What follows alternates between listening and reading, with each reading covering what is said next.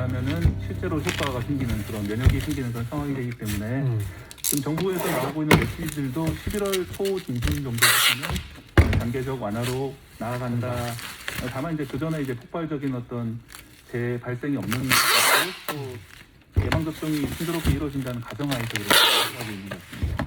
그 일본이 우리보다 방역이 더 나았다고 볼 수는 없는데 이른바 단계적 일상 완화를 좀 앞서서 하는 것이 아마 확진자가 생각보다 많이 생기지 않는 모양이에요. 이 백신 접종을 급히 서두르는 덕분에 그러다 보니까 이제 그런 얘기들이 나오는데 리오프닝, 이제 일상의 재개 이런 것들을 생각해 보면 우리 국민들 사이는 이미 심리적으로 그렇게 된 게 아닌가 하는 생각도 들거든요. 그러니까 이걸 뭐 방역 실패라고 보기보다는 국민들이 뭐 자영업자뿐만 아니라 대부분의 사람들이 2년간 더 집에만 머무르라 하는 지시를 따르기는 힘든 상황이 된 게 아닌가.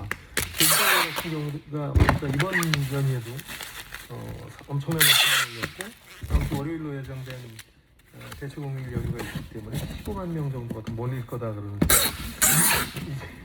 더 보인다는 거는 일기에는 수용이 당장 뭐 다른 사람 따라서 저만 생각해도 다시 한참 교육대로 돌아가라고 해서 받아들이기 쉽지 않을 것 같고요. 사실 저는 이제 이번 연휴 때 제가 이제 저희 가족이 백신을 다 맞았기 때문에 가족들과 함께 그 바닷가에 잠깐 여행을 다녀왔는데 엄청나게 많더라고요. 사람들이 뭐 제주도는 아니었는데 근데 이제 한 가지 특이한 현상은 제가 이제 강원도 해변에 다녀왔는데 굉장히 유명한 지역에서 유명한 뭐 아시는 분들 많은 그런 카페에 갔거든요. 엄청나게 큰 카페인데 실내가 다 차면 그냥 500석은 찰 정도로 큰 카페인데 실내는 한 10명 정도밖에 안 돼요.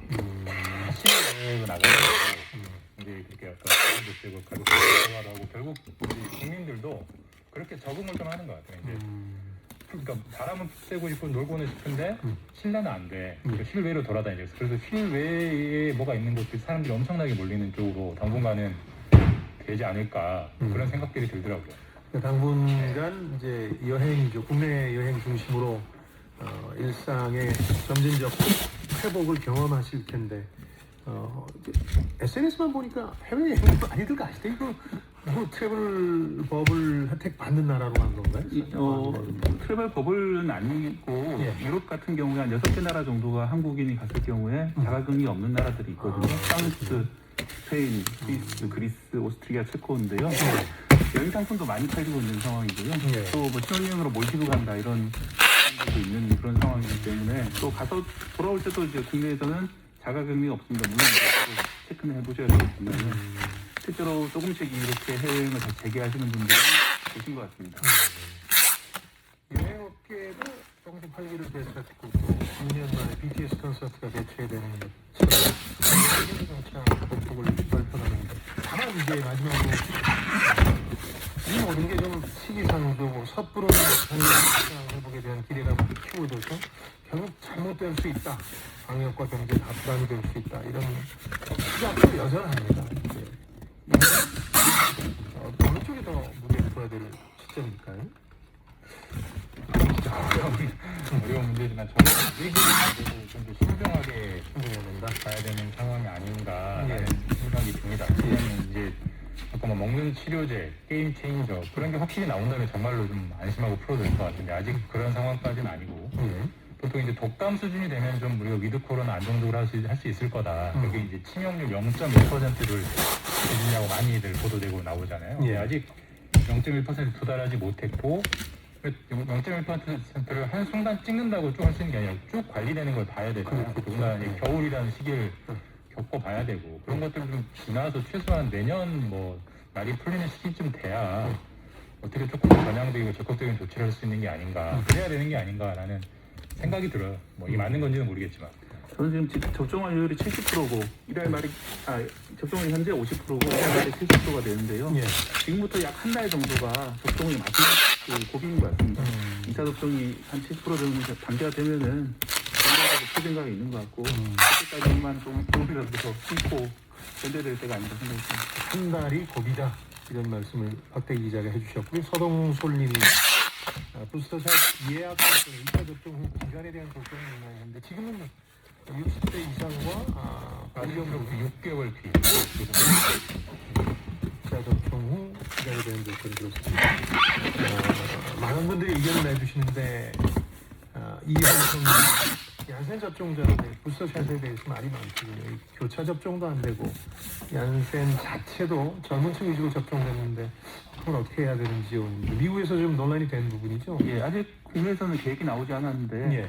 뭐 당국에서도 그 점에 대해서는 이제 돌파 접종이 좀 많은 돌파감이 많기 때문에 네. 신경 쓰고 있는 상황입니다. 샷 얘기도 나올 가능성이 있기 때문에 혹은 뭐 교차 접종 가능성도 있기 때문에 조금만 기다려 주십시오. 미국도 한 1,400만 명 정도가 얀센을 맞았는데 지금 국면에서 약간 읽어지지 못하는 애매한 상황이 된 모양입니다. 짧은 문자 50원, 긴 문자 100원이든 샵 9730번이나 KBS 콩으로 여러분들 의견 계속해서 보내주십시오. 라디오 정보센터 있습니다. 중앙방역대책본부는 오늘 0시 기준 신규 확진자가 1,575명 늘었다고 밝혔습니다. 김부겸 분유총리는 이른바 백신 패스와 관련한 논란과 관련해 미접종자에 대한 차별이나 소외가 발생하지 않도록 하는 것이 중요하다고 말했습니다. 최근엔 남북통신연락선 개장 이틀째인 오늘도 우리 측과 통화를 정상적으로 진행했습니다. 오늘은 남북공동연락사무소와 동서해지구 군통신선에서 우리코리아 행정단 국제 삼선 공통망 호출에도 응답했습니다. 이로써 남북 군사소통 채널은 완전히 복원됐습니다. 지금까지 라디오 정보센터 조진주였습니다. 청취자 오승전님이 장문에 비판을 쓰셨으니까 저도 잠깐 시간을 내서 답해드리겠습니다. 저희 방송 들으면서 친정부적이다 이렇게 느끼신다고요? 근데 두 가지 오해를 피하고 싶습니다. 하나는 정책 설명은 친정부, 반정부 관련이 없습니다. 이 정책 설명들. 예를 들어서 방역 정책을 어떻게 바꿨다 혹은 어떻게 한다 이런 부분에 대해서 뭐 비판할 수도 있고 비판의 전제는 일단 설명을 듣고 나서 하는 거고요. 두 번째는 제가 어제 언론 중에 거의 고의성 오보를 낸 언론에 대한 비판을 했는데 이게 아마 거슬리셨던 모양인데 사실이 아니기 때문에 비판하는 겁니다. 그건 정부가 하는 정책이나 주장에 대해서도 똑같이 비판할 수 있습니다. 부동산 정책에 대해서 저희가 비판합니다. 그래서 저희는 친정부가 아니라 친사실, 친한미 주장을 한다는 말이 아무런 의식이 없습니다. 정부의 돈이 부담이 되느냐 이런 건 의식을 안 하고요. 공개 도움이 되느냐 이것만 따지고 있습니다. 오해 없으시기 바랍니다. 소상공인 손실보상 문제를 논의해 보겠습니다. 조금 우리가 정책적인 결정 앞서서 논의를 정리해보는 수준에서 하겠습니다. 금요일 날 확정이 되겠죠 이게? 이번 확정해서 정부가 이제 발표. 안 그래도 이제 현행 거리두기를 오는 17일까지 연장해서 수도권 14주, 비수도권은 12주 연속 고강도 조치가 이루어집니다. 물론 이제 결혼식장이라든가 돌잔치 같은 곳에 집합 제한은 약간 늘어났고요. 어떻습니까? 이게 굉장히 고강도 조치 수도권 중심으로 해서 계속 해온 건 사실이잖아요. 자영업자의 한정이 되면 엄청나게 고강도 조치가 이어지고 있고 집합 영업을 못하게 하거나 영업시간을 제한하는 또 이제 가장 잘 되는 시간, 심야 시간을 제한하는 거기 때문에 그게 무려 지금 석 달째 이어지고 있으니까 그분들 입장에서 피해라는 건 사실 지금까지 1차, 2차, 3차 유행과는 비교할 수 없을 정도로 4차 유행이 제일 크죠. 네. 자영업자 경기도와 인천의 9월 집값도 2% 넘게 상승했습니다. 서울시교육청은 올해 내년도 생활임금을 올해 11,010원에서 2.1% 올린 시간당 11,140원으로 결정했다고 밝혔습니다. 임금 적용 대상자는 공영학교와 교육행정기관 소속으로 단시간 및 단기간 채용돼 1급제나 시급제로 임금을 받는 교육 공무직원 약 14,000명입니다. 오늘 중부지방은 때로 흐린 가운데 경기 북부와 강원도 북부에는 비가 내리겠고 그 밖에 수도권과 강원도에도 비가 오는 것이 있겠습니다. 아나운서 유지철이었습니다. 9시 뉴스로 마칩니다. KBS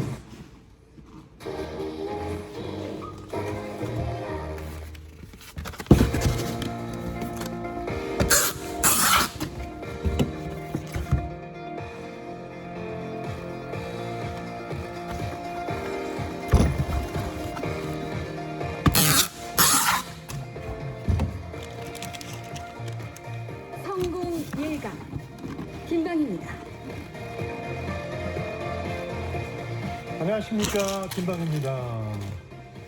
지금도 기억이 납니다. 터미네이터 2라는 블록버스터의 타이틀 첫머리에 등장하던 역삼각형이 겹쳐진 그 회사 로고가 선명하게 떠오릅니다. 캐롤코라는 회사는 람보 시리즈와 원초적 본능, 토탈 리콜 등 당대 최고의 블록버스터들을 연이어 히트시켰습니다. 그리고 그것으로 끝이었습니다. 1990년대 들어서면서는 대형 흥행작이 하나도 나오지 않았죠. 97년에 이 회사는 파산했고 주식은 투기 조각이 나왔습니다. 최근에 넷플릭스가 오징어 게임으로 새로운 전성기를 맞고 있습니다. 디즈니 플러스의 추격과 회원 증가세의 둥하로 낮은 위기를 극복하고 사상 최고의 주가를 기록 중입니다. 15년 한국에 진출해서 7,500억 원의 투자를 한 보상을 받은 거죠. 한때 DVD 대여 업체가 온라인 OTT 업체로 변신하고 2013년에는 자신들의 컨텐츠를 만들기로 한 후에 이런 모험적인 일을 끊임없이 시도해서 안주하지 않는 문화에 대해서는 좀 이해할 필요가 있습니다. 그 회사의 CEO, 최고 경영자 리드 헤이스팅스라는 말에 답이 있을지도 모릅니다. 그런 회사가 너무 안전한 블록버스터 한다고 불평을 쳤습니다. 예상이 안 되는 대형작 몇 편을 취소하기까지 했죠. 히트작 비율이 너무 높다고 늘 컨텐츠 팀을 탁달하기까지 합니다. 그는 미친 프로젝트를 더 많이 시도해야 합니다라고 합니다. 이 말보다 더 캐롤코와 넷플릭스의 차이를 잘 설명해주는 얘기는 없습니다.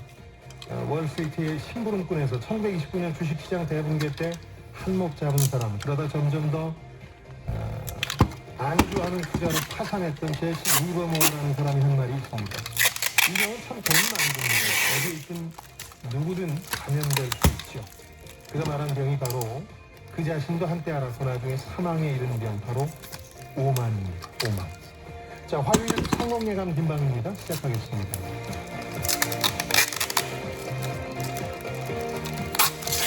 자, 화요일에 오늘 KBS 기자들의 똘똘뭉친 원탁의 기자들 K를 찾아갑니다.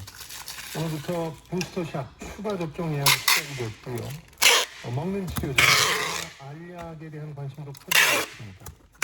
저는 이걸 코로나 마무리 라운드라고 부르고 싶습니다. 그랬으면 합니다.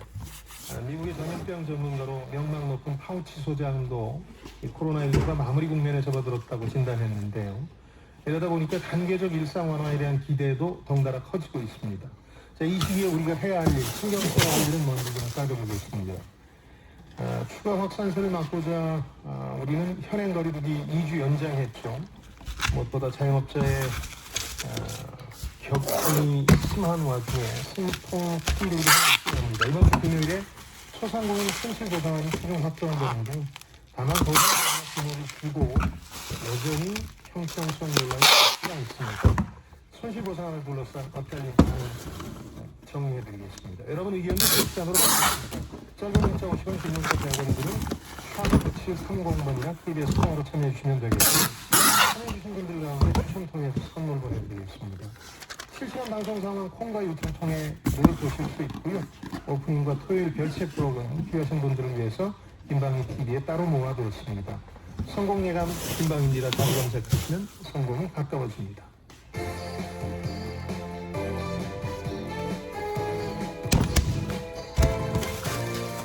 KBS 1라디오 성공예감 김방희입니다.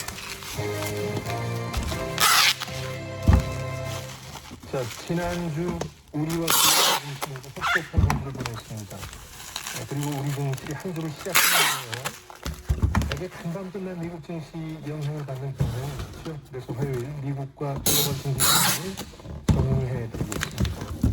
코스피 코스닥 숫자 역시 불안합니다. 코스피는 3,000선 치졌군요. 1% 가까이 하락했고 코스닥은 990선입니다. 1.4% 하락 출발하고 있습니다. 청소 이미정 주가가 급락하고 있는데 이제 마이너스로 돌아섰습니다. 여러분 답답한 마음이 드실 수 있겠네요. 간밤에 있었던 미국 증시 상황부터 좀 정리를 해드리고 글로벌 이슈들도 뽑아보겠습니다. 미래에셋 박광남 디지털 리서치 팀장 연결하겠습니다. 팀장님 안녕하세요. 네, 안녕하십니까. 네, 먼저 미국 S&P 500이라든가 나스닥 같은 미국 증시 주요 지수 좀 전해주시죠. 일단은 미국 증시가 앞세 민감한 반응을 보이면서 부진했다라고 말씀을 드릴 수 있을 것 같고요. 예. 이제 다우지수가 마이너스 0.94, 나스닥이 마이너스 2.14, S&P 500이 한 마이너스 1.8%, 그래서 2% 내외로 현대 지수 모두 하락했다라고 말씀드릴 수 있습니다. 그래서 우리 증시가 충격이 더 크다 이렇게 볼 수 있고 특히 간밤에 그 의미가 있었던 흐름이나 주요 업종에 대한 선호는 어땠습니까? 일단 시장에서 가장 유의미한 흐름은 예. 대형 기술 중심으로 납치 확대되는 걸 말씀드릴 수 있을 것 같은데요. 예. 특히 페이스북이 한 5% 가까이 빠졌는데요. 이 예. 내부 고발 이슈랑 적극장 등으로 큰 폭으로 좀 하락을 했고요. 예. 이게 국정금지법 강화 이슈 등으로 전이가 되면서 인터넷 관련 대형 기술주가 전반적으로 좀 약했고요. 예. 이게 소프트웨어, 카드, 반도체 업종도 약세를 보였고 반대로 최근에 에너지 가격이 굉장히 강세를 보이지 않습니까?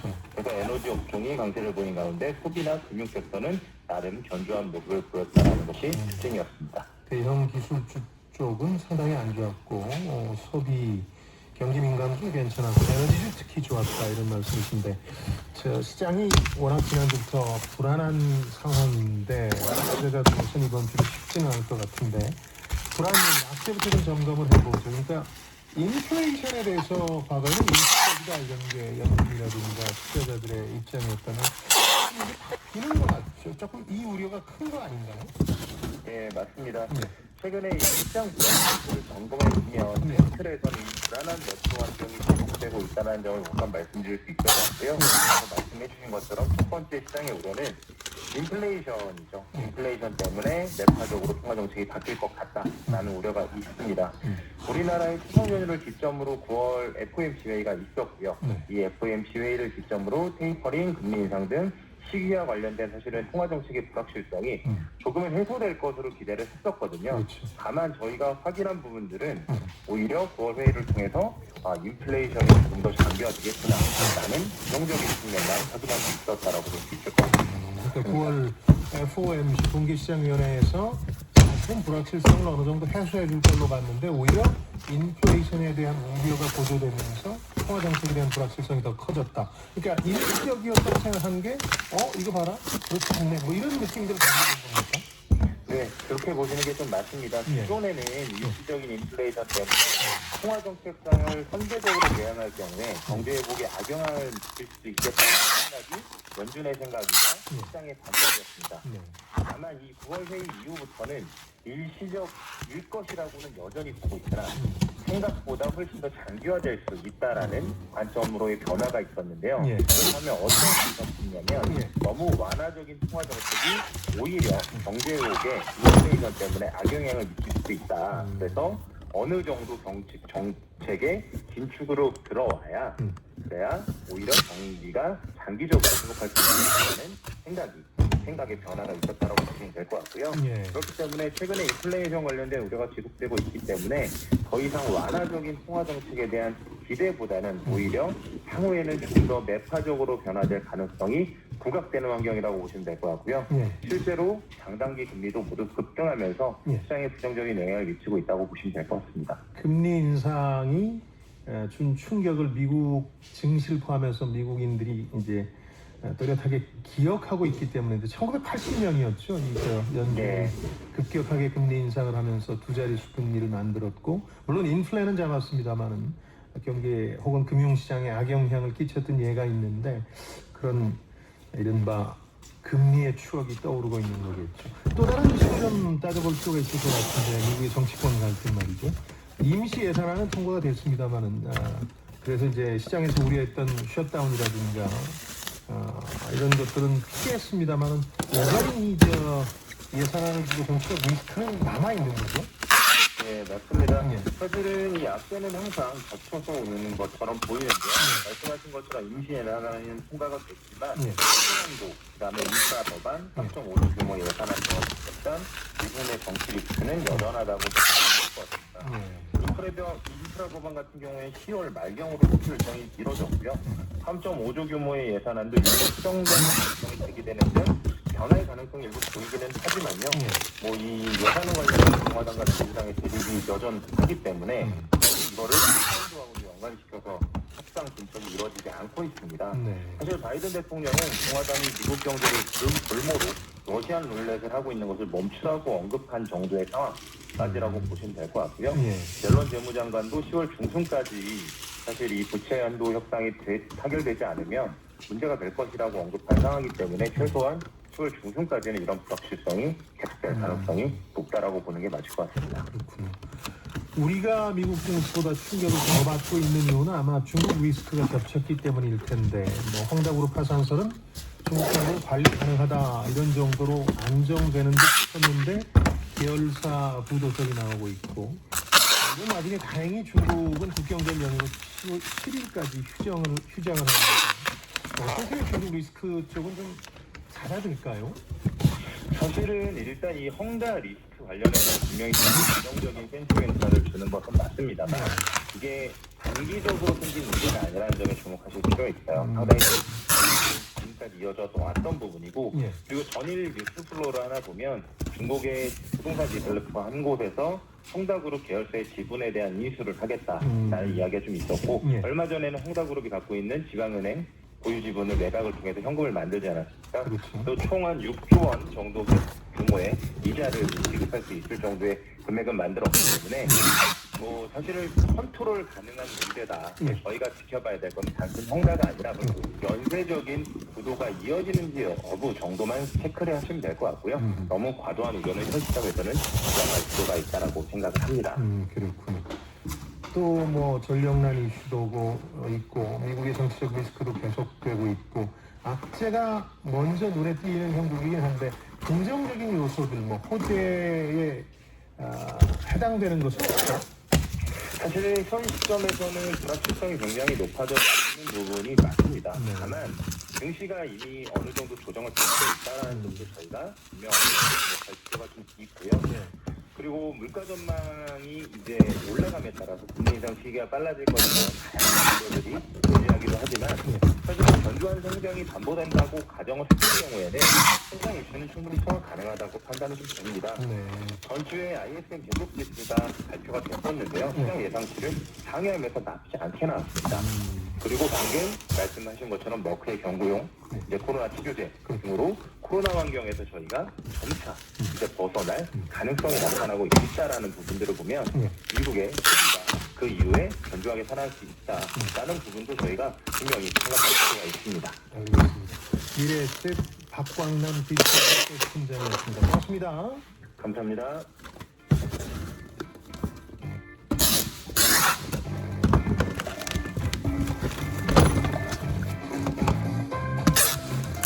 여러분께서는 생활경제연구소 김방희 소장이 진행하는 성공예감 김방희입니다를 듣고 계십니다.